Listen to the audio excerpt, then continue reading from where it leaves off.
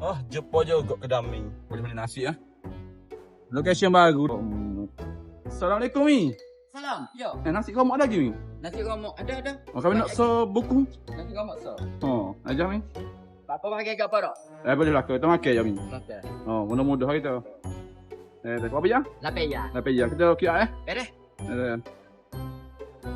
Ada mi kata mi. Okey beres. Terima kasih. Mi.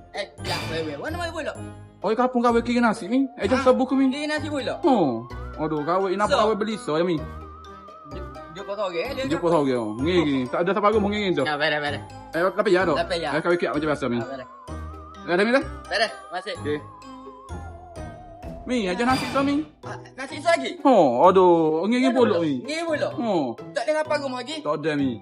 Gitu kapung kau biasa makan je nasi ni duduk. Tak jadi repeat tu. Wow. Jadi jom Ada mi. Lapaya. Apa ya dah kau tu? Tak ingat. Ada mi. Beres. Aduh. Mi, nasi lagi mi. Tak cukup. Oi kapung kini pulak. Kiri pula. Alah mi, letih awak. Gini apa? Apa? Ambil kunci dah. Kau cerita tu? Awak klik kapu. No. Boleh Klik kau kapu kunci dah. sungguh ni? Tak kena pergi mari dah.